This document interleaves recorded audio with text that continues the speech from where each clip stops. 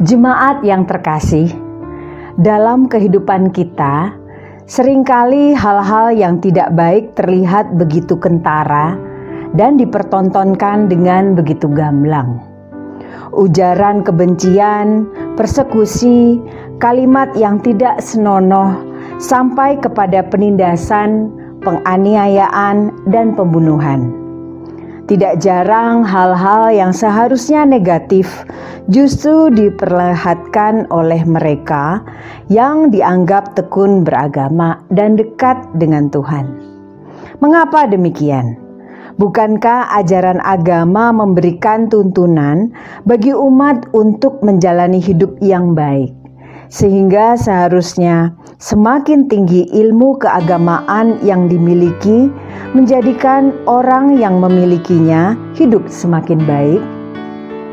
Namun di sini kita diingatkan dengan firman Tuhan yang terdapat dalam Yakobus 1 ayat 22. Tetapi hendaklah kamu menjadi pelaku firman dan bukan hanya pendengar saja.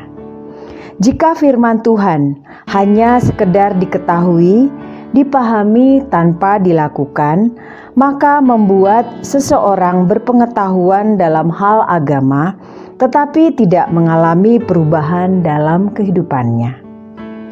Saudara, pertobatan dan pengampunan hanya akan menjadi wacana apabila tidak dengan sungguh-sungguh dihayati dan diwujudkan dalam kehidupan sehari-hari. Oleh karena itu, marilah kita menghayati Paskah dengan menjalani hidup yang tidak menuju kepada kematian, melainkan kepada kehidupan yang diubahkan sehingga berkenan di hadapan Tuhan. Bapak, Ibu, dan jemaat terkasih, ibadah Bapos GKI Taman Yasmin pada hari ini, Minggu 18 April 2021, akan dilayani oleh Bapak Pendeta Li Tin Siang dari GKI Cepu. Marilah kita memulai ibadah ini dengan bangkit berdiri dan menyanyikan lagu pembuka dari Kidung Jemaat 1, bait 1 dan 2, Haleluya, pujilah.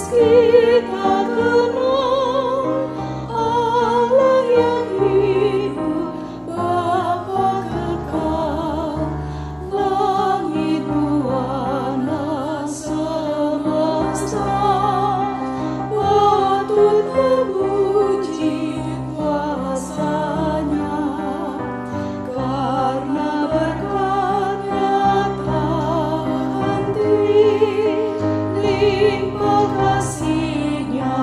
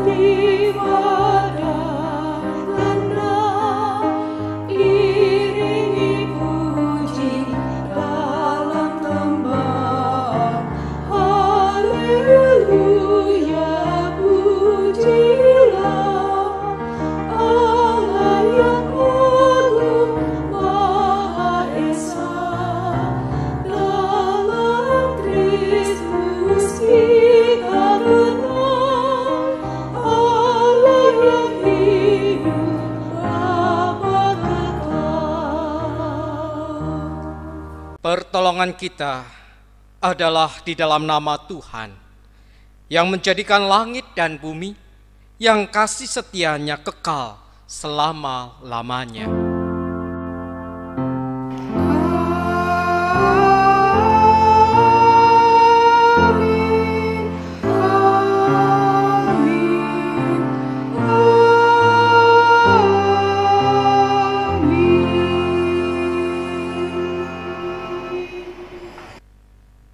Salam sejahtera bagi saudara yang datang dalam nama Tuhan. Tuhan besertamu. Saudara, dalam kehidupan kita, seringkali hal-hal yang tidak baik terlihat begitu kentara dan dipertontonkan dengan begitu gamblang. Baik itu ujaran kebencian, persekusi, kalimat yang tidak senonoh sampai kepada penindasan, penganiayaan, dan juga pembunuhan. Tidak jarang, hal-hal yang seharusnya negatif justru diperlihatkan oleh mereka yang dianggap tekun beragama dan dekat dengan Tuhan. Mengapa demikian? Bukankah ajaran agama memberikan tuntunan bagi umat untuk menjalani hidup yang baik, sehingga seharusnya semakin tinggi ilmu keagamaan yang dimiliki menjadikan orang yang memilikinya hidup semakin baik.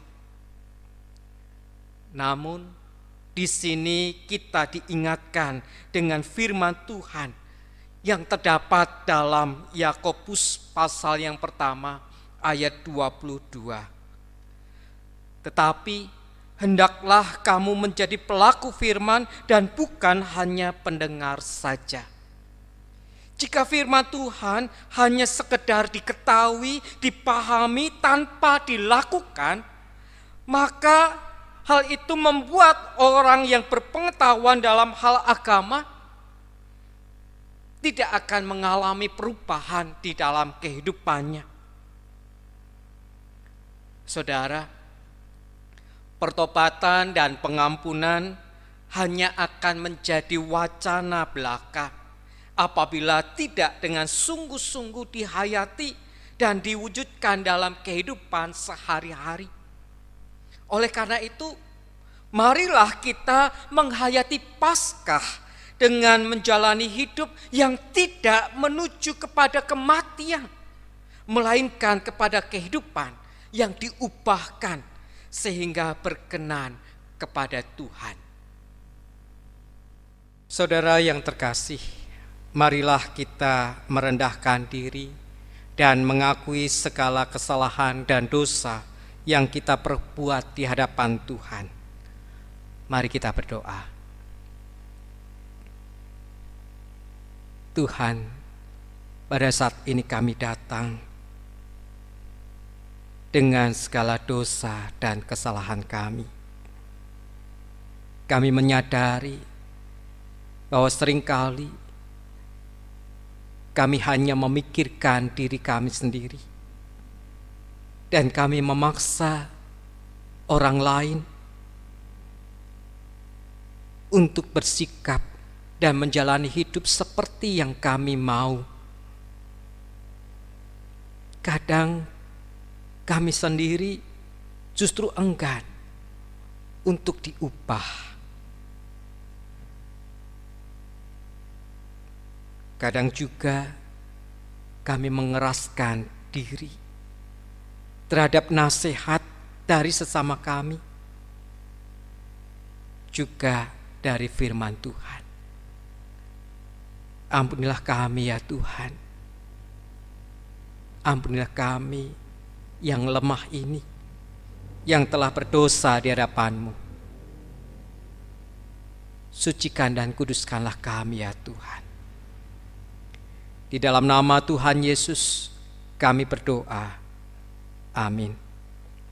Saudara-saudara yang dikasihi Tuhan Yesus Kristus, marilah kita menyatakan penyesalan dan pengakuan kita dengan nyanyian dari Kidung Jemaat 29 di muka.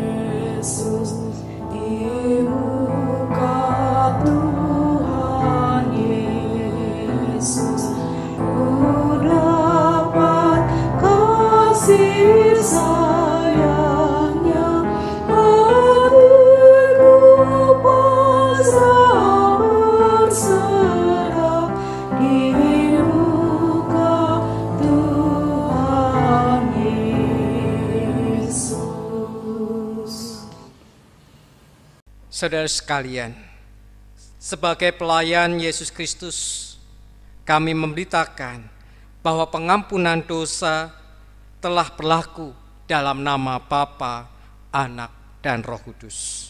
Amin. Marilah kita mendengar berita anugerah yang diambil dari Matius pasal yang ke-11 ayat 28. Marilah kepadaku semua yang letih lesu dan berbeban berat, aku akan memberi kelegaan kepadamu.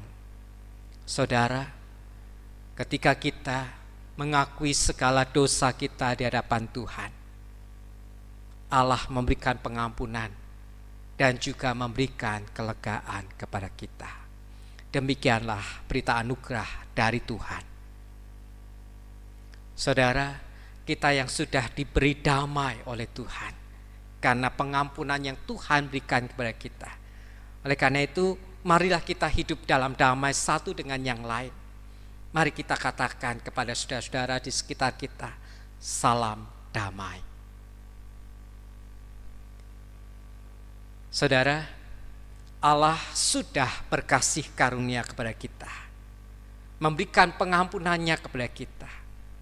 Oleh karena itu, marilah kita hidup dalam pertobatan. Dan marilah kita persiapkan hati kita untuk menyambut firman Tuhan, agar kita dituntunnya menjalani hidup dalam pertobatan kita. Mari kita sambut dengan nyanyian, di saat ini kau perlu Tuhan.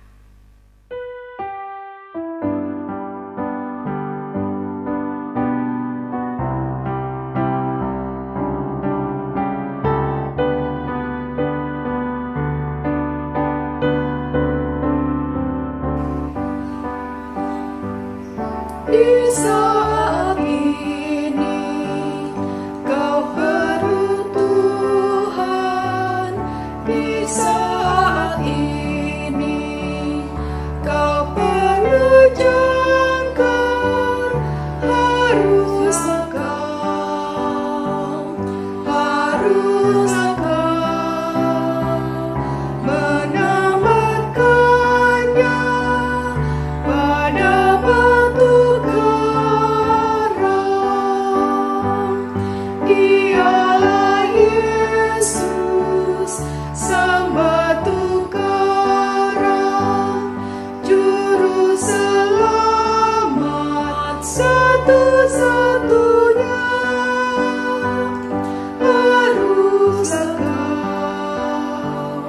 Haruskah kau menamatkan diri pada batu karang.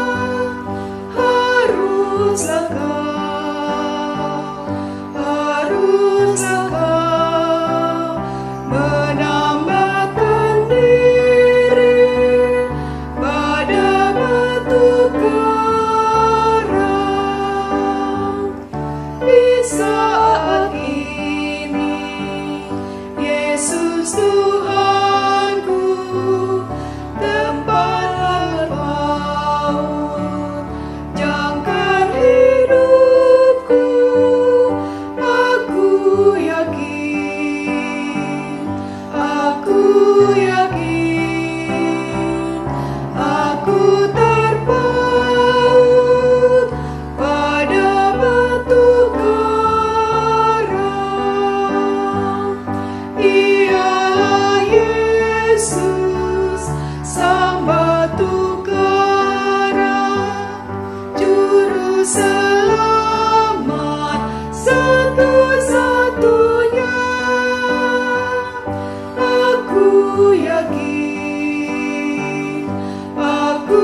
yakin, aku terpaut pada batu karang.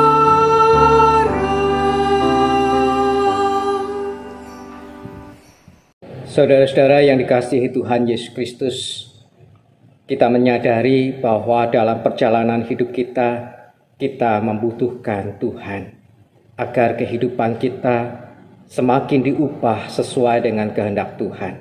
Oleh karena itu, mari kita persiapkan hati kita untuk menyambut firman Tuhan. Dan mari kita memohon bimbingan Roh Kudus dalam doa. Mari kita berdoa. Tuhan, kami sungguh memerlukan Engkau. Bimbinglah kami senantiasa agar kehidupan kami semakin berkenan kepadamu. Terangilah kami dengan Roh Kudus-Mu Tuhan, agar pada saat kami membaca dan merenungkan firman-Mu, kami dapat mengerti apa yang Engkau kehendaki, dan kehidupan kami dapat selaras dengan firman Tuhan, dan kami dapat menampakkan pertobatan hidup kami dalam wujud yang nyata melalui kehidupan sehari-hari. Di dalam nama Tuhan Yesus kami berdoa. Amin. Bacaan pertama diambil dari kitab Kisah Para Rasul pasal 3 ayat 12 sampai 19. Kisah Para Rasul pasal 3 ayat 12 sampai 19.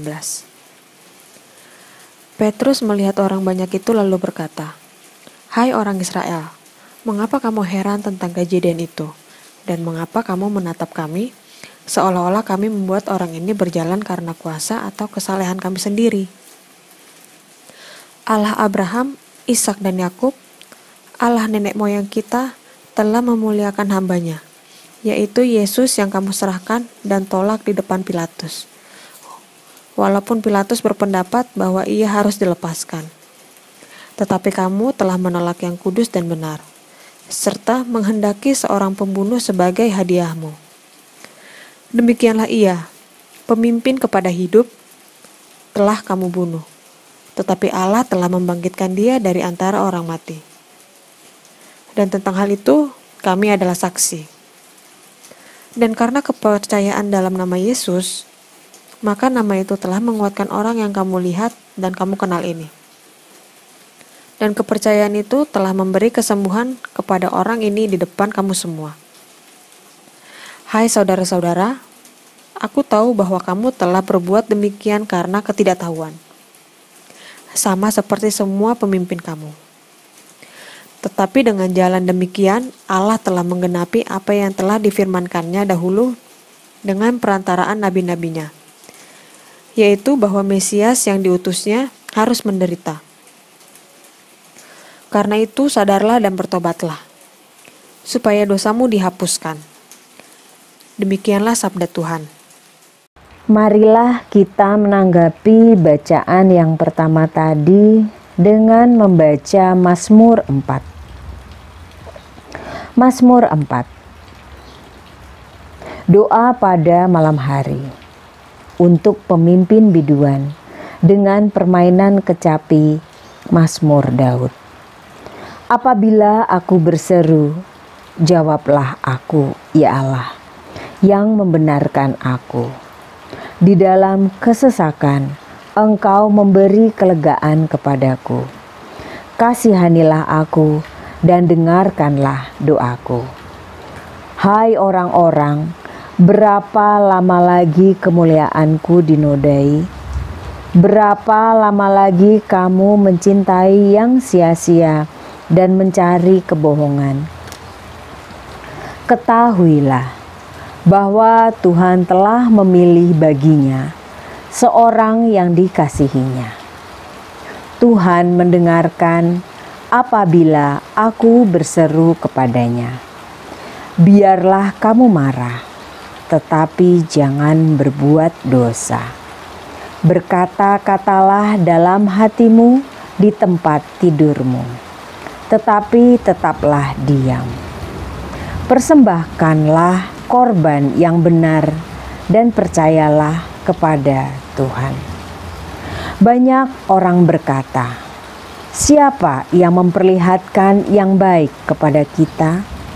Biarlah cahaya wajah-Mu menyinari kami, ya Tuhan. Engkau telah memberikan sukacita kepadaku, lebih banyak daripada mereka ketika mereka kelimpahan gandum dan anggur. Dengan tentram, aku mau membaringkan diri, lalu segera tidur. Sebab hanya Engkaulah ya Tuhan yang membiarkan aku diam dengan aman." Bacaan kedua diambil dari kitab 1 Yohanes pasal 3 ayat 1-7. 1 Yohanes pasal 3 ayat 1-7. Lihatlah betapa besarnya kasih yang dikaruniakan Bapa kepada kita, sehingga kita disebut anak-anak Allah, dan memang kita adalah anak-anak Allah. Karena itu dunia tidak mengenal kita, sebab dunia tidak mengenal Dia. Saudara-saudaraku yang terkasih, sekarang kita adalah anak-anak Allah, tetapi belum nyata apa keadaan kita kelak. Akan tetapi kita tahu bahwa apabila Kristus menyatakan dirinya, kita akan menjadi sama seperti Dia. Sebab kita akan melihat Dia dalam keadaannya yang sebenarnya. Setiap orang yang menaruh pengharapan itu kepadanya, menyucikan diri sama seperti Dia yang adalah suci. Setiap orang yang berbuat dosa, melanggar juga hukum Allah. Sebab dosa ialah pelanggaran hukum Allah. Dan kamu tahu bahwa Ia telah menyatakan dirinya, supaya Ia menghapus segala dosa, dan di dalam Dia tidak ada dosa. Karena itu setiap orang yang tetap berada di dalam Dia, tidak berbuat dosa lagi. Setiap orang yang tetap berbuat dosa, tidak melihat dan tidak mengenal Dia. Anak-anakku, janganlah membiarkan seorang pun menyesatkan kamu. Barang siapa yang berbuat kebenaran adalah benar, sama seperti Kristus adalah benar. Demikianlah sabda Tuhan. Pembacaan Injil Tuhan kita Yesus Kristus menurut Lukas pasal 24 ayat 36 sampai dengan 48. Dan sementara mereka bercakap-cakap tentang hal-hal itu, Yesus tiba-tiba berdiri di tengah-tengah mereka dan berkata kepada mereka, "Damai sejahtera bagi kamu." Mereka terkejut dan takut dan menyangka bahwa mereka melihat hantu. Akan tetapi, Ia berkata kepada mereka, "Mengapa kamu terkejut? Dan apa sebabnya timbul keraguan-raguan di dalam hati kamu? Lihatlah tanganku dan kakiku. Aku sendirilah ini.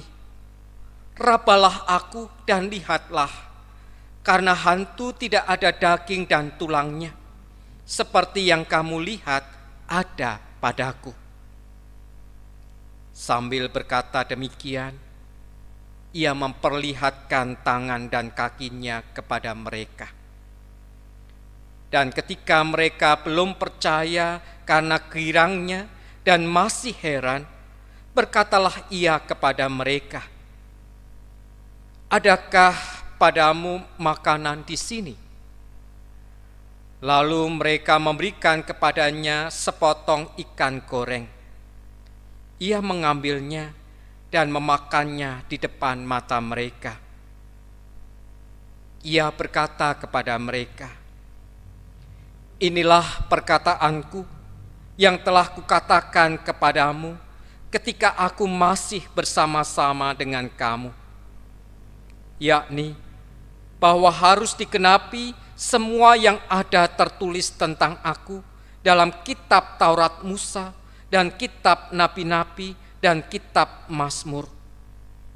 Lalu ia membuka pikiran mereka sehingga mereka mengerti kitab suci. Katanya kepada mereka, "Ada tertulis demikian, Mesias harus menderita dan bangkit dari antara orang mati pada hari yang ketiga. Dan lagi, dalam namanya berita tentang pertobatan dan pengampunan dosa harus disampaikan kepada segala bangsa, mulai dari Yerusalem. Kamu adalah saksi dari semuanya ini." Demikianlah Injil Tuhan kita Yesus Kristus. Yang berbahagia ialah mereka yang mendengarkan firman Allah, menghayatinya dan melakukannya dalam kehidupannya setiap hari. Haleluya.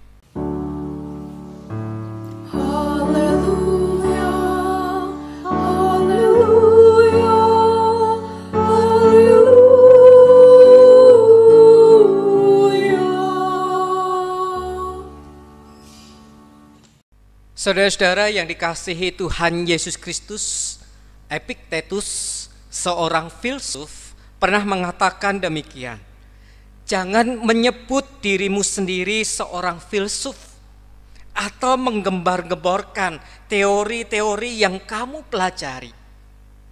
Karena domba tidak memuntahkan lagi rumput di hadapan sang gembala untuk memamerkan banyaknya rumput yang telah dimakannya.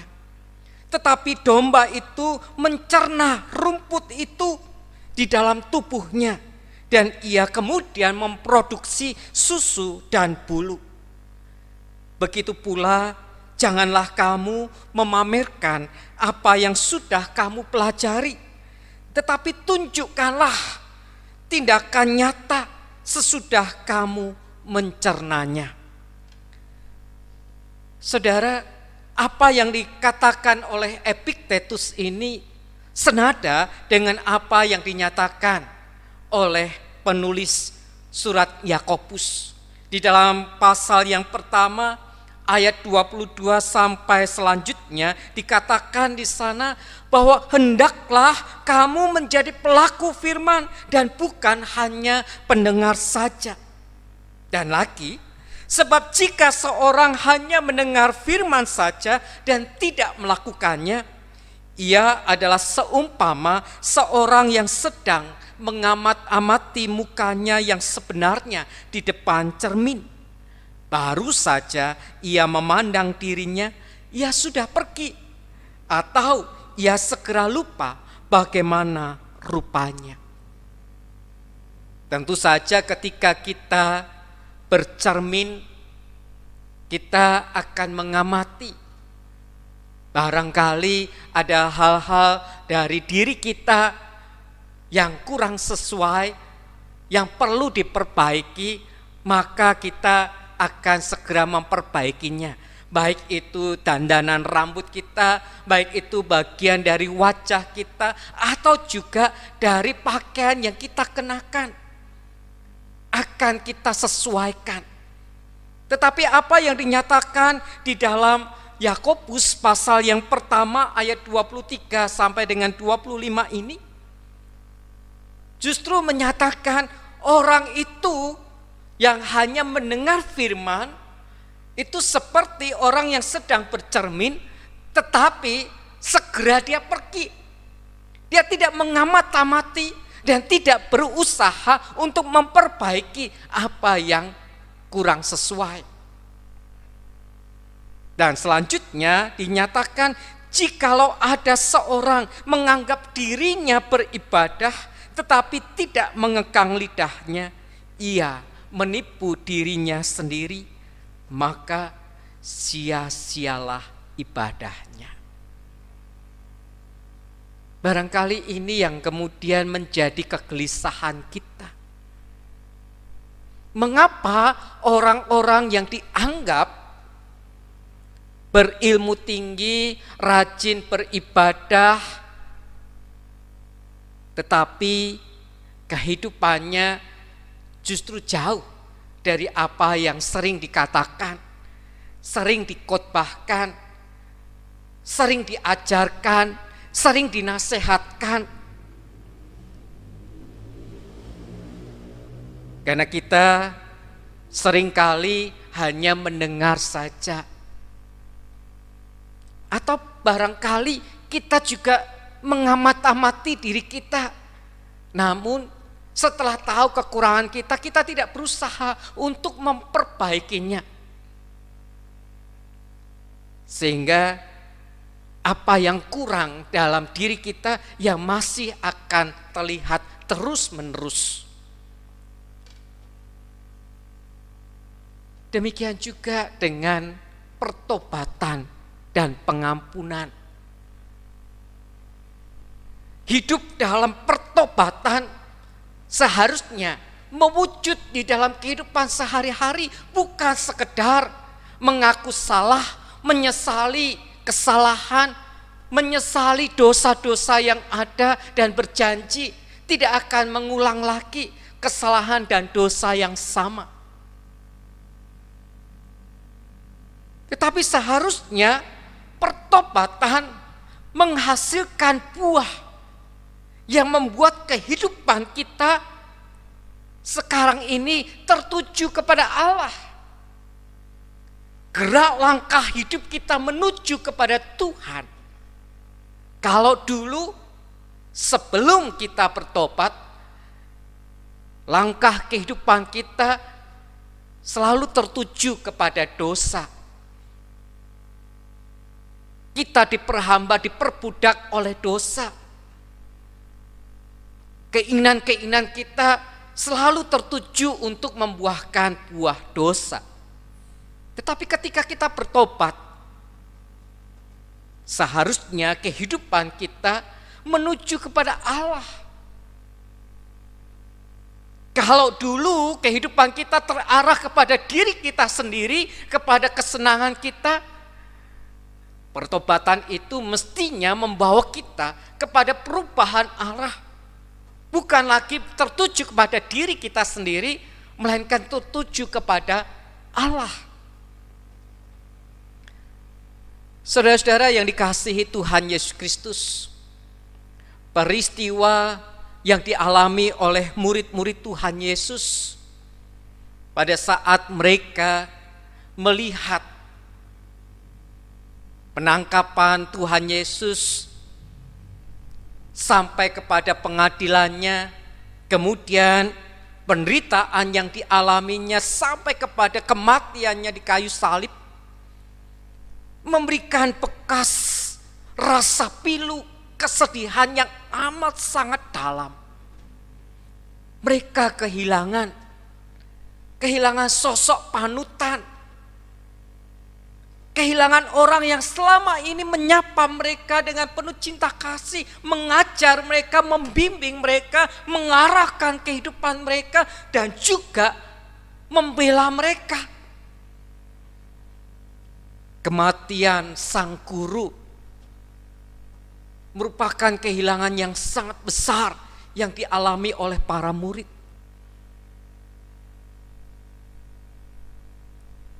Dan pada saat itu para murid merasakan duka cita yang amat sangat dalam. Karena guru mereka, orang yang mereka cintai, orang yang mereka bangga-banggakan selama ini telah meninggal. Tetapi juga ada satu perasaan kecewa yang mereka rasakan terhadap orang-orang Yahudi, terhadap para pemimpin agama yang menjadi penyebab penderitaan dan kematian sang guru mereka. Barangkali mereka kesal. Ada rasa amarah, tapi juga ada rasa takut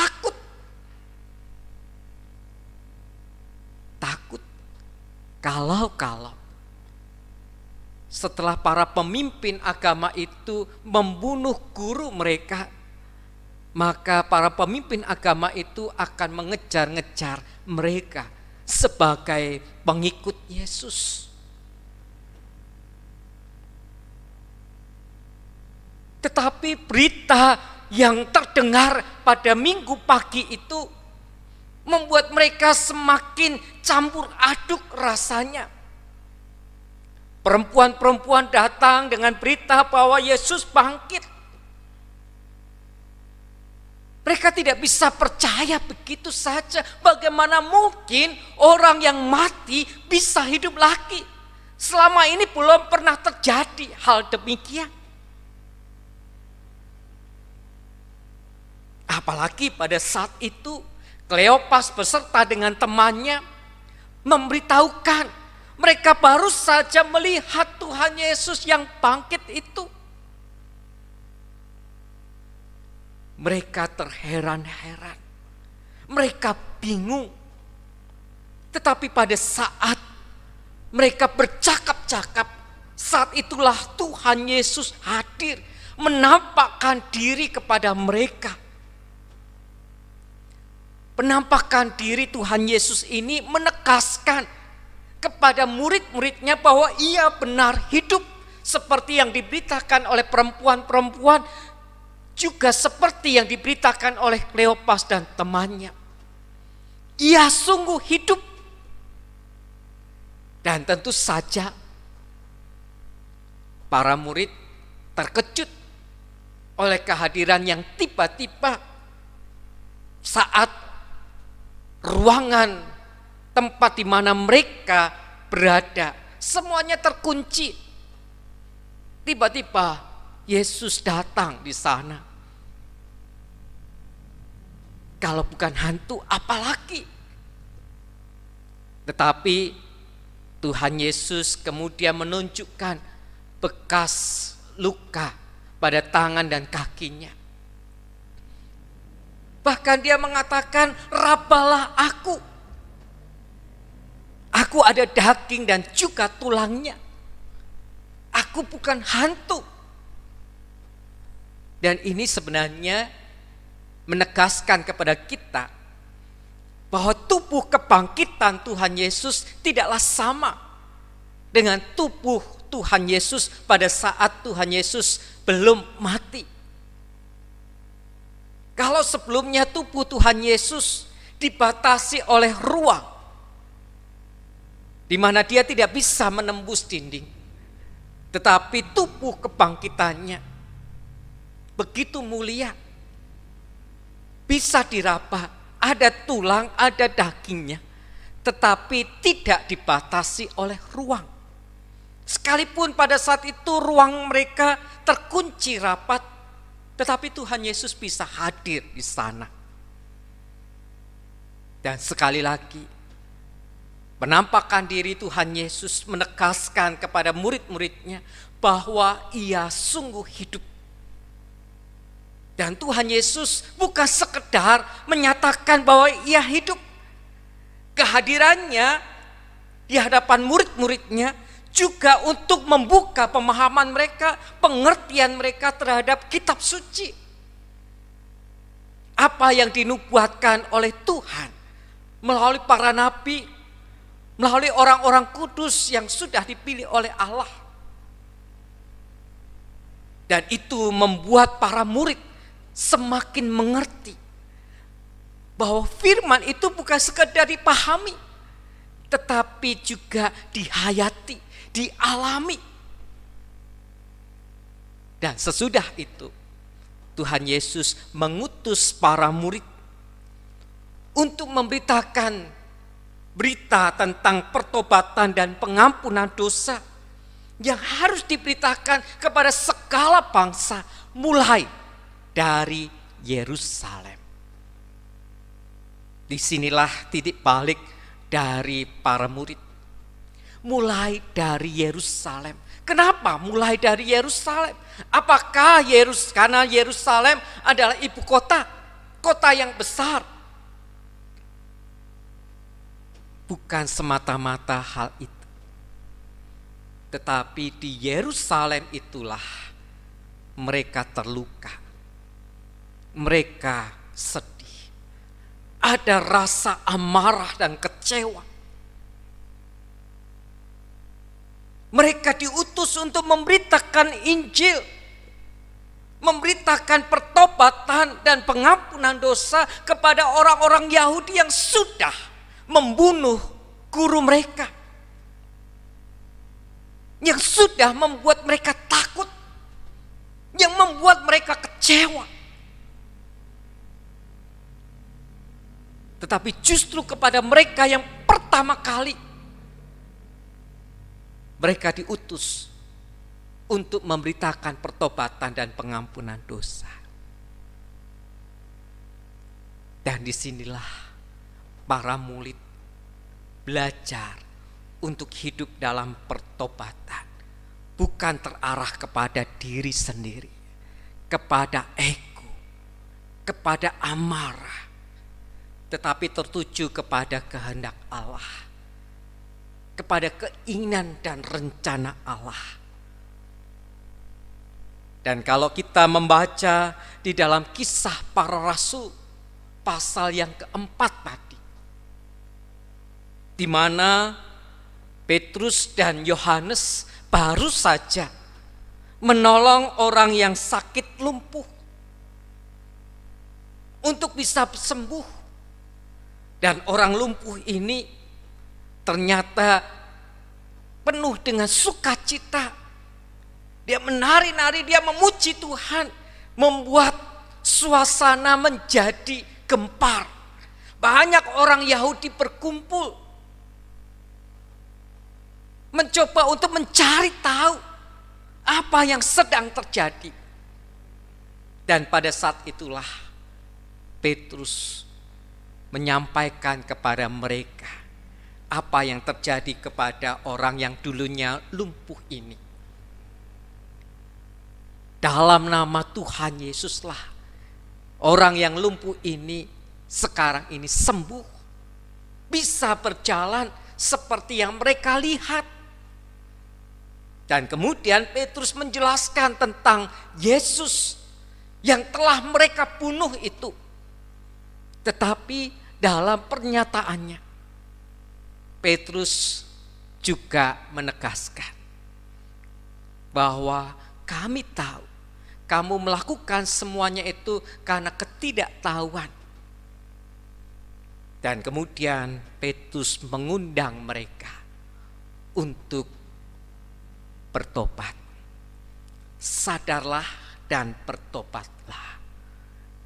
Tuhan akan memberikan pengampunan. Apa yang kita lihat dari Petrus dan Yohanes ini? Mereka bukan sekedar memberitakan kepada banyak orang-orang Yahudi bahwa mereka harus bertobat. Tetapi mereka menunjukkan adanya pertobatan yang sudah terjadi di dalam kehidupan mereka. Perubahan yang besar dari sikap hidup yang kecewa berubah kepada sikap hidup yang penuh dengan pengharapan. Kalau dulu mereka takut berhadapan dengan orang-orang Yahudi, secara khusus Petrus yang sempat menyangkal mengenal Yesus ketika ditanya oleh seorang hamba perempuan. Dia takut, tetapi berbeda dengan saat itu. Dengan berani ia menyatakan kebenaran dari firman Tuhan. Saudara-saudara yang dikasihi Tuhan Yesus Kristus, pemberitaan yang dinyatakan oleh Petrus dan Yohanes bukan sekedar perkataan, tetapi kehidupan mereka. Pemberitaan itu dimulai dari kehidupan mereka yang berubah arah dari yang semula tertuju kepada diri sendiri, sekarang tertuju kepada kehendak Allah untuk mewujudkan apa yang menjadi kehendak Tuhan. Saudara, seorang Bayezid, dia adalah seorang sufi, pernah bercerita saat masih muda, ia berdoa supaya Tuhan memberinya kekuatan untuk mengubah dunia. Memang saat muda dia menjadi orang yang penuh dengan semangat revolusioner, ingin mengubah segala sesuatu. Tatkala ia mendekati separuh baya, ia sadar bahwa separuh hidupnya telah lewat tanpa mengubah satu orang pun. Ia kemudian berdoa, Tuhan, berikanlah aku rahmat untuk mengubah semua orang yang berhubungan denganku, cukup keluarga dan kawan-kawanku, dan aku akan merasa puas. Namun sekarang, saat ia sudah menjadi tua dan hari-harinya tidak lama lagi, doanya berubah. Ia berdoa, Tuhan, berilah aku rahmat untuk mengubah diriku sendiri. Jika saja aku berdoa begini sejak semula, tidaklah aku menyia-nyiakan hidupku. Saudara-saudara yang dikasihi Tuhan Yesus Kristus, pertobatan bukan sekedar apa yang kita akan beritakan, tetapi pertobatan adalah apa yang kita jalani, yang kita alami di dalam kehidupan kita. Barangkali kita ingin mengubah banyak orang, baik melalui segala pengajaran, nasihat, ataupun juga melalui berbagai macam perdebatan. Kita ingin mengubah sikap hidup seseorang. Tetapi seringkali hal itu menjadi sia-sia. Justru yang terpenting untuk kita lakukan adalah melihat kepada diri kita. Adakah kehidupan yang kita jalani tidak sesuai dengan kehendak Tuhan yang harus diubah? Oleh karena itu, mari kita membuka diri kita, membuka hati kita, membuka hidup kita supaya Tuhan mengubah kehidupan kita. Dan nantinya ketika hidup kita diubah oleh Tuhan, Tuhan pun akan mengubah dunia kita. Amin. Tuhan memberkati.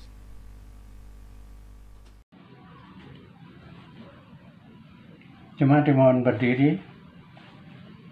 Bersama dengan jemaat-jemaat Tuhan Yesus Kristus sepanjang abad dan di seluruh penjuru dunia, marilah kita mengikrarkan kembali pengakuan iman kita di hadapan Tuhan dan sesama kita dengan mengucapkan pengakuan iman rasuli demikian. Aku percaya kepada Allah Bapa yang Maha Kuasa, Khalik langit dan bumi, dan kepada Yesus Kristus anaknya yang tunggal Tuhan kita, yang dikandung dari Roh Kudus, lahir dari anak darah Maria, yang menderita sengsara di bawah pemerintahan Pontius Pilatus, disalibkan, mati dan dikuburkan, turun ke dalam kerajaan maut. Pada hari yang ketiga bangkit pula dari antara orang mati, naik ke surga, duduk di sebelah kanan Allah, Bapa yang Maha Kuasa. Dan dari sana ia akan datang untuk menghakimi orang yang hidup dan yang mati. Aku percaya kepada Roh Kudus, gereja yang kudus dan am, persekutuan orang kudus, pengampunan dosa, kebangkitan orang mati, dan hidup yang kekal. Amin. Jemaat dipersilakan duduk kembali. Mari kita menaikkan doa syafaat kita. Tuhan, kami sungguh bersyukur untuk firman-Mu yang telah menyapa kami, agar kami hidup dalam pertobatan, agar kehidupan kami diubah dari waktu ke waktu, sehingga kehidupan kami dapat menjadi teladan bagi orang-orang di sekitar kami, agar kehidupan kami semakin diubah menjadi seturut dengan kehendak Tuhan, dan kehidupan kami semakin berkenan kepada Tuhan. Kami menyerahkan diri kami kepadamu Tuhan. Bentuklah kami, bimbinglah kami, agar kami dapat semakin memuliakan nama-Mu. Dan pada saat ini kami juga bersyukur untuk kesempatan kami menaikkan doa-doa syafaat kami. Kami berdoa untuk pemerintah bangsa ini. Kami berdoa untuk pemerintah dari pusat sampai kepada pelosok-pelosok daerah. Kami memohon kepadamu Tuhan, berikanlah kepada mereka hikmat, agar mereka dapat mengerjakan tugas tanggung jawab mereka dengan baik dan benar dan seadil-adilnya. Kami berdoa Tuhan, berikanlah kepada mereka kemampuan untuk mengerjakan apa yang telah mereka rencanakan. Dan terkhusus di masa pandemi ini, tolonglah ya Tuhan, agar pemerintah bangsa kami dapat menjalankan tugas mereka untuk dapat mengatasi pandemi yang ada saat ini. Karena tanpa pertolongan Tuhan, maka sia-sialah segala sesuatu yang akan dilakukan. Kami berdoa untuk proses vaksinasi yang masih terus dijalankan. Kiranya Tuhan berkati, agar semuanya dapat berjalan dengan baik dan lancar, sehingga angka persebaran virus COVID-19 dapat dikendalikan, bahkan dapat terus mengalami penurunan. Sungguh kami memohon kepadamu. Kami juga berdoa, kiranya Tuhan yang akan menolong pemerintah bangsa ini dalam mengupayakan pemulihan ekonomi, agar lepas dari krisis ekonomi. Kami juga berdoa pada saat ini ya Tuhan, untuk kehidupan bermasyarakat di masa pandemi COVID-19 ini. Tuhan, tolonglah kami, masyarakat Indonesia, untuk dapat terus bertumbuh dalam rasa peduli satu dengan yang lain, peduli untuk tidak menularkan, tapi juga peduli untuk memberikan bantuan, memberikan dukungan kepada sesama kami yang membutuhkan. Dan tolonglah ya Tuhan, agar masyarakat bangsa kami dapat tetap menjaga kepedulian, melaksanakan protokol kesehatan. Tolong ya Tuhan, karena kami rindu pandemi ini akan berlalu dan kami bisa beraktivitas kembali seperti sedia kala. Kami pada saat ini juga berdoa untuk GKI Pengadilan Bogor. Kiranya Tuhan juga yang akan berkati agar gereja ini dapat terus bertumbuh di dalam iman, dan juga kehidupan setiap orang percaya di sana juga semakin diubahkan, agar nama Tuhan dipermuliakan. Demikian juga GKI Pengadilan Bogor sebagai gereja induk dari Bapos Yasmin dapat menolong Bapos Yasmin untuk bisa bekerja sama dengan baik, untuk bisa menyelesaikan persoalan-persoalan yang ada terkait dengan tempat ibadah, dan juga untuk dapat menjadi panutan teladan yang baik agar jemaat Tuhan terpelihara, dapat terus bertumbuh di dalam iman.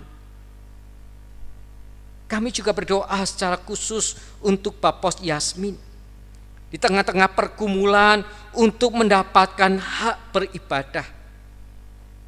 Kiranya Tuhan yang akan terus menguatkan dan menolong pergumulan Bapos Yasmin ini.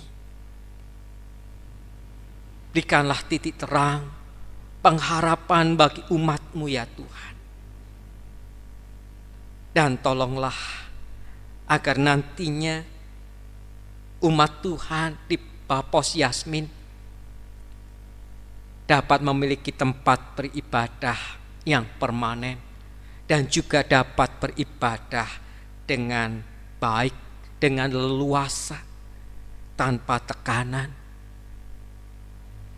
Oleh karena itu Tuhan, kami juga berdoa untuk pergumulan umat Tuhan di Bapos Yasmin, baik pergumulan keluarga, pergumulan dalam pekerjaan, pergumulan dalam relasi dengan masyarakat.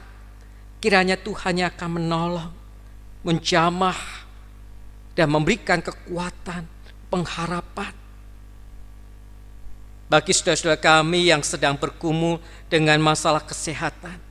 Kiranya Tuhan juga menolong mereka, menguatkan mereka, agar mereka tetap berpengharapan di dalam Tuhan dan merasakan cinta kasih Tuhan, jamahan Tuhan di dalam kehidupan mereka, sehingga mereka semakin kuat. Dan oleh karena perkenan Tuhan dan kuasa Tuhan, saudara-saudara kami memperoleh kesembuhan. Kami pada saat ini juga berdoa untuk pengurus Bapos Yasmin.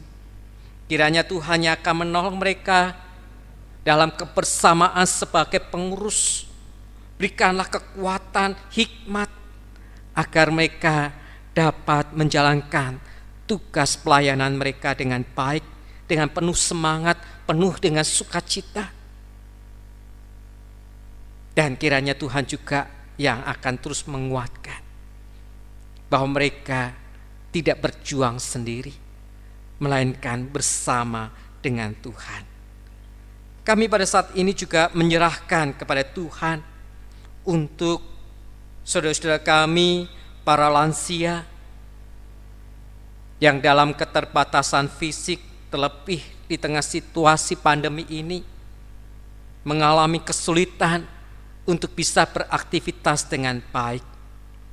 Kiranya Tuhan melimpahkan kasih karunia kepada mereka, menguatkan mereka, menambahkan pengharapan dan cinta kasih di dalam hati mereka, agar setiap hari mereka boleh mendapatkan sapaan Tuhan dalam kehidupan mereka.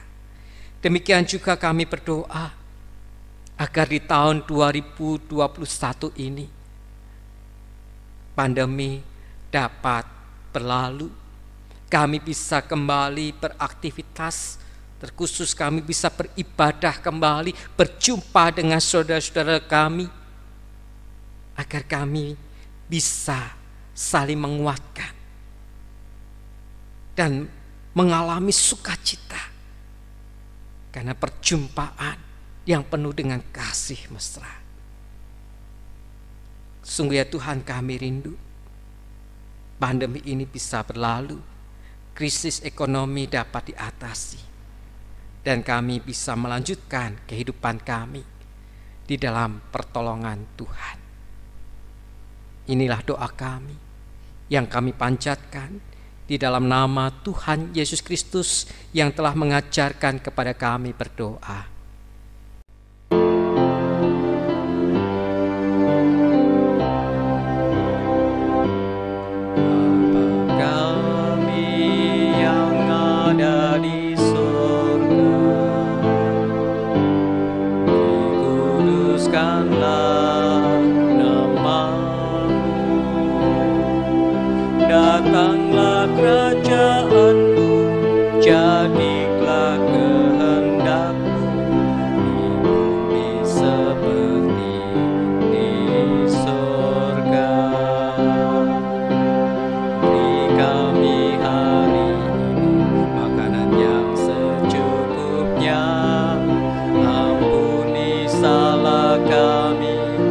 Hati kami ampuni yang bersalah pada kami.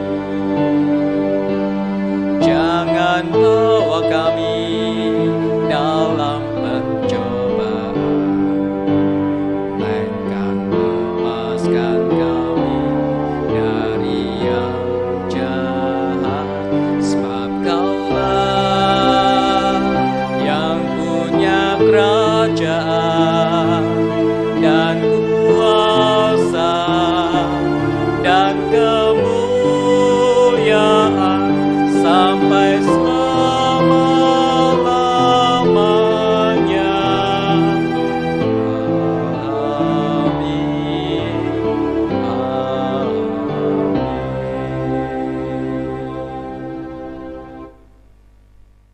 Jemaat yang terkasih dalam Tuhan Yesus Kristus, marilah kita menyatakan syukur kita kepada Tuhan di dalam ibadah kita melalui pemberian sukarela guna menunjang pelayanan gereja dengan mengingat kata Alkitab dari Mazmur 116 ayat 12-14 demikian.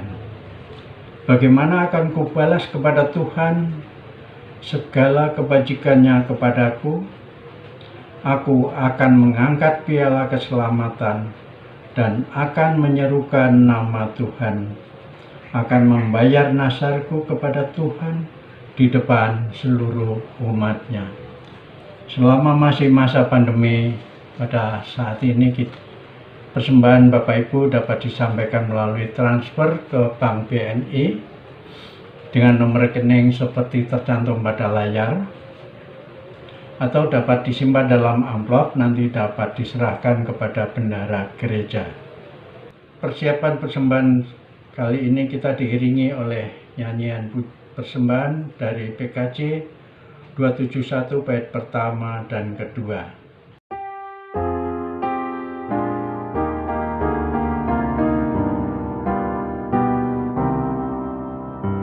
Janganlah kumpulkan harta dunia fana, ngengat merusak, pencuri membongkarnya. Harta surga kumpulkan akan atas temu, di mana hartamu disitulah hatimu.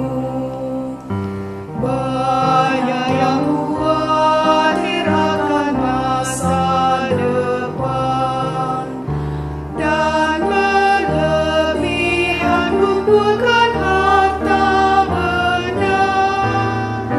Akhirnya bergantung pada kekayaannya, tak lagi pada Yesus harapannya tetap.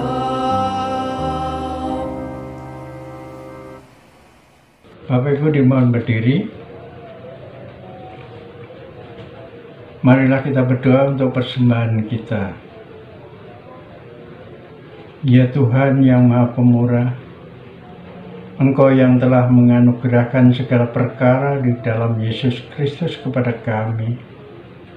Kami datang membawa persembahan syukur kami.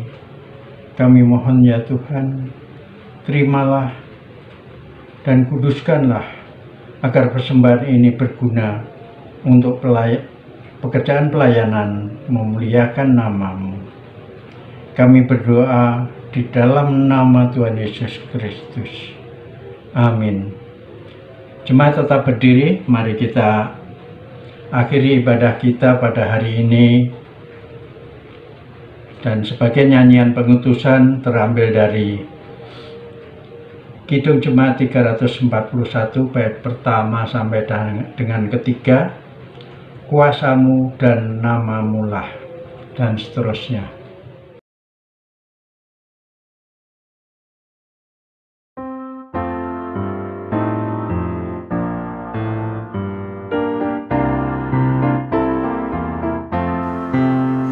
Kuasamu dan namamu lah hendak kami sebar, dan karena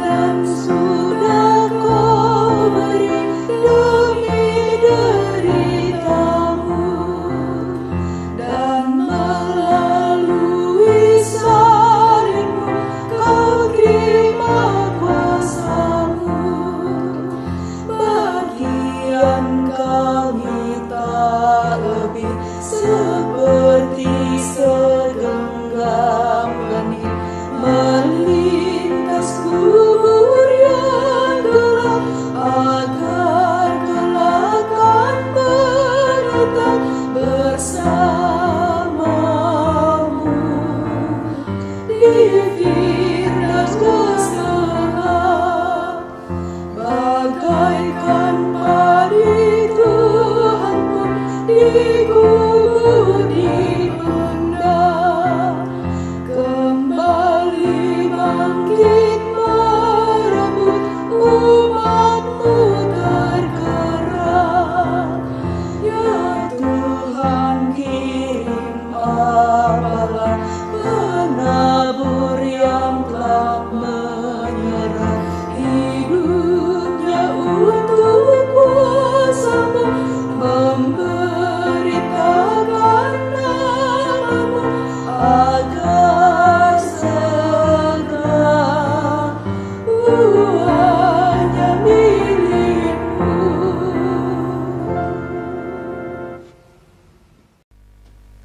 Saudara-saudara yang dikasihi Tuhan Yesus Kristus, pertobatan dan pengampunan kiranya bukanlah sebuah wacana belaka yang kita sampaikan melalui tutur kata kita, tetapi pertobatan dan pengampunan mestinya kita wujudkan, kita hayati di dalam kehidupan kita.